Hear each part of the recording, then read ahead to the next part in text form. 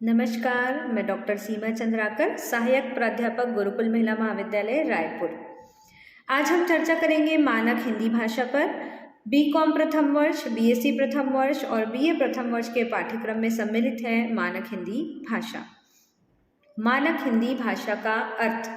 मानक हिंदी भाषा को समझने के लिए पहले हम समझें कि मानक का अर्थ क्या होता है। मानक का अर्थ होता है एक निश्चित पैमाने के अनुसार गठित। एक निश्चित पैमाने के अनुसार गठित मानक कहलाता है और मानक भाषा एक निश्चित पैमाने के अनुसार गठित भाषा को हम मानक भाषा कहते हैं। भाषा का निश्चित पैमाना क्या होता है? भाषा का निश्चित पैमाना होता है उसका व्याकरण। जो भाषा जितनी व्याकरण सम्मत होती है उसको हम उतनी ही शुद्ध भाषा का दर्जा देते हैं। तो एक निश्चित पैमाने के अनुसार गठित भाषा को हम मानक भाषा कहते हैं और भाषा का निश्चित पैमाना होता है उसका व्याकरण। अब हम समझते हैं कि ये मानक भाषा क्या है और इस मानक भाषा की आवश्यकता क्यों पड़ती है। हिंदी का वह सर्वमान्य, सर्व स्वीकृत, सर्व प्रतिष्ठित रूप ही मानक हिंदी भाषा है। भाषा के कई रूप हो सकते हैं पर मानक रूप एक ही होता है। मानक अर्थात स्थिर, शुद्ध, स्तरीय रूप। मानक भाषा का रूप सभी जगह एक जैसे होता है। ज्ञान विज्ञान में, अध्ययन अध्यापन में, साहित्य व संस्कृति में सामान्यतः इसी भाषा का हम प्रयोग करते हैं। मानक भाषा किसी भाषा के उस रूप को कहते हैं जो उस भाषा के पूरे क्षेत्र में शुद्ध माना जाता है तथा जिसे उस प्रदेश का शिक्षित और शिष्ट समाज अपनी भाषा का आदर्श रूप मानता है। प्रायः सभी औपचारिक स्थितियों में, लेखन में, प्रशासन और शिक्षा के माध्यम में यथासाध्य इसी का प्रयोग होता है। मानक में, हिंदी में मानक शब्द की रचना अंग्रेजी के स्टैंडर्ड के प्रति शब्द के रूप में सन 1945 में लगभग हुई। रामचंद्र वर्मा के 1949 में प्रकाशित प्रमाणिक हिंदी कोश में मानक का अर्थ व प्रयोग मिलता है। इसका अर्थ है वह सुनिश्चित या स्थिर किया हुआ सर्वमान्य मान या माप जिसके अनुसार किसी की योग्यता, श्रेष्ठता, गुण आदि का अनुमान या कल्पना की जाए। अंग्रेजी के स्टैंडर्ड लैंग्वेज के अर्थ में मानक भाषा का शब्द प्रयुक्त हुआ। अब स्टैंडर्ड का हिंदी प्रतिशब्द मानक स्थापित हो चुका है। इसलिए वह सभी लोगों के द्वारा जो भाषा, जिस तरह अंग्रेजी के विभिन्न रूपों के बीच एक स्टैंडर्ड लैंग्वेज होता है, उसी तरह हिंदी के विभिन्न रूपों के बीच एक मानक हिंदी भाषा होती है। हिंदी के कई रूप होते हैं, अलग अलग तरह की हिंदी भाषा का प्रयोग किया जाता है, लेकिन एक उसका मानक रूप होता है। अब हम इसको थोड़ा विस्तार से समझते हैं कि कोई भी भाषा एक बार में भाषा नहीं बनती। कोई भाषा बोली के रूप में प्रचलित होती है, धीरे धीरे वो परिष्कृत होती है, परिमार्जित होती है, उसका शुद्धिकरण होता है, तब जाकर कोई भाषा बहुत सारे स्टेज पार करके कोई भी बोली भाषा का दर्जा प्राप्त करती है, भाषा का रूप लेती है। हिंदी भाषा अलग अलग क्षेत्रों में अलग अलग तरह की हिंदी व्याप्त है। हिंदी भाषा ही है पर हम मानक भाषा किस हिंदी को कह रहे हैं। जैसे आप अलग अलग क्षेत्र में चले जाते हैं तो अलग अलग हिंदी का प्रयोग होता है। जैसे लखनऊ के आसपास अवधी हिंदी, रेवा के आसपास बघेलखंडी हिंदी, बिहार के आसपास निमाड़ी, बुंदेलखंडी, बघेलखंडी हिंदी। तो इस तरह से हिंदी के कई रूप प्रचलित थे। अब इन कई रूपों के प्रचलित होने के कारण हमारे पास क्या समस्या आई? हमारे पास समस्या आई कि वो कौन सा रूप हो हिंदी का जिसमें समाचार पत्र प्रेषित कर सके हम सभी लोगों को एक जैसा। हिंदी का कौन सा रूप हो जिसमें टीवी में समाचार प्रसारित हो सके। हिंदी का कौन सा रूप हो जिसमें पूरे देश में एक जैसा अध्ययन अध्यापन हो सके। हिंदी का कौन सा रूप हो जिसमें 15 अगस्त में हमारे प्रधानमंत्री हमारे देश को संबोधित कर सके। तो हमें आवश्यकता थी कि ऐसी हिंदी की जो पूरे देश में एक जैसी समझी जाए, एक जैसी बोली जाए।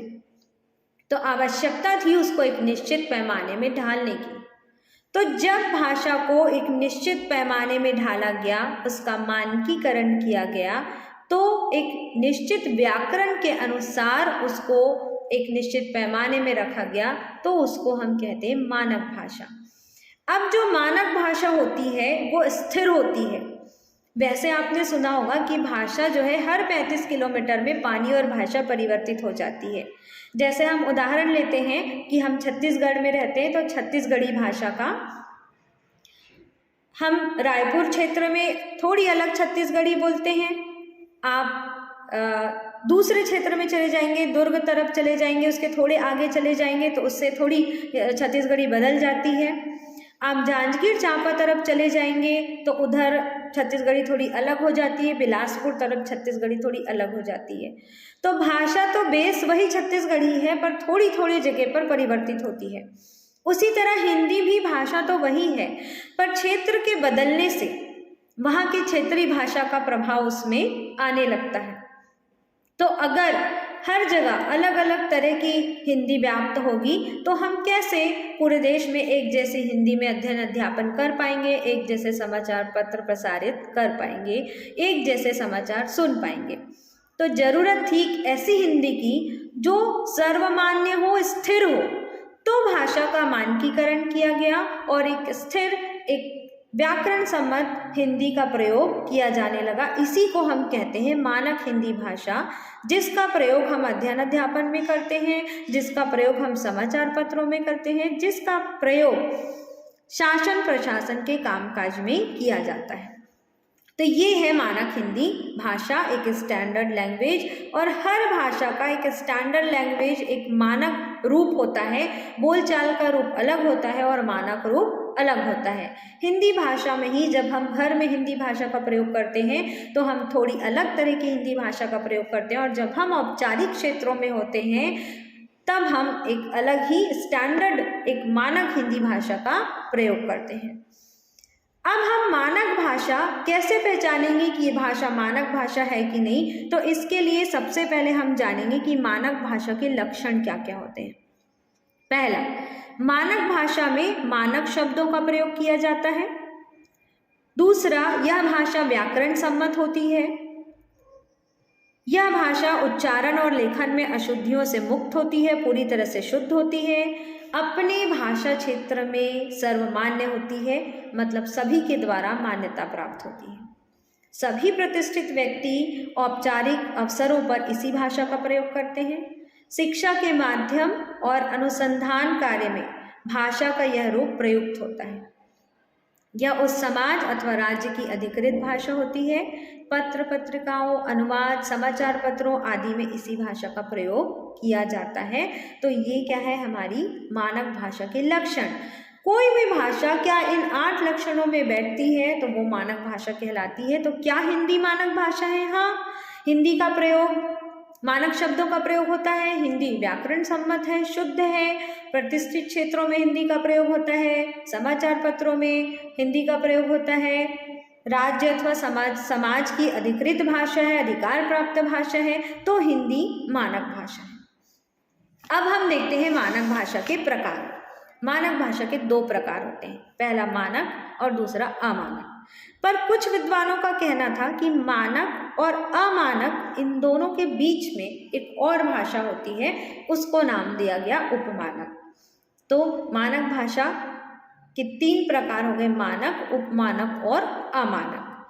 मानक भाषा जो कौन सी है? जो अभी तक हमने जितने लक्षण पढ़े कि जो स्थिर है, जो शुद्ध है, जो कभी परिवर्तित नहीं होती, जो सर्वमान्य है, सर्व स्वीकृत है, अनुसंधान कार्यों में, शिक्षा के क्षेत्रों में जो प्रयोग की जा रही है वो मानक भाषा है।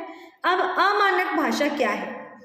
अमानक भाषा बोलने से यहाँ पर भाषा बदल नहीं जाती, भाषा वही हिंदी है, लेकिन जिस भाषा में क्षेत्रीय भाषा का, क्षेत्रीय बोलियों का, क्षेत्रीय भाषाओं का जब हिंदी में बहुत ज़्यादा प्रयोग होने लगता है तो वो अशुद्ध हो जाती है, उसका व्याकरण सम्मत नहीं रह पाता वो, और अशुद्ध हो जाता है, उसका रूप अशुद्ध हो जाता है।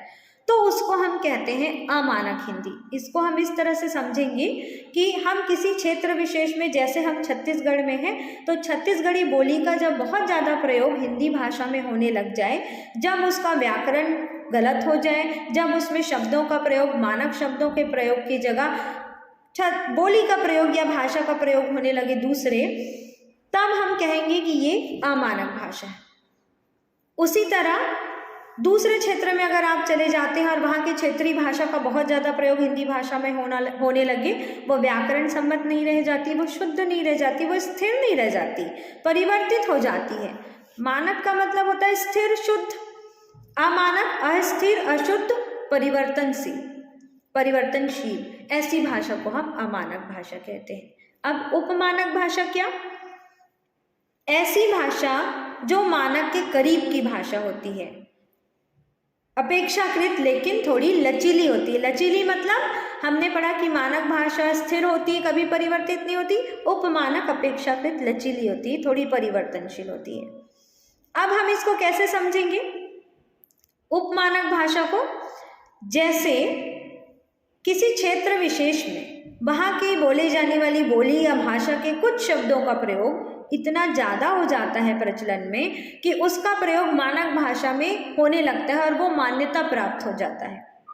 तो ऐसे शब्दों का प्रयोग जब बहुत ज़्यादा भाषा में होने लगे, शुद्ध भाषा में, हिंदी भाषा में, मानक भाषा में, और उसको मान्यता प्राप्त हो जाता है, सभी के द्वारा वो सर्वमान्य हो जाता है, उसको बोला जाने लगता है, तो हम उस भाषा को कहते हैं उपमानक भाषा। ऐसी भाषा को हम क्या कहते हैं? उपमानक भाषा कहते हैं। थोड़ी लचीलापन उसमें होता है। अब इसको हम मानक क्यों नहीं कहते हैं? जब उसमें मान्यता प्राप्त हो जाती है सभी के द्वारा और उसको मानक में प्रयोग किया जाने लगता है, क्योंकि इसमें लचीलापन होता है, परिवर्तनशील होती है, क्षेत्र बदलने के साथ साथ दूसरे शब्द प्रयोग में आने लगते हैं, स्थिर नहीं रहती, इसीलिए इसको नाम दिया गया उपमानक।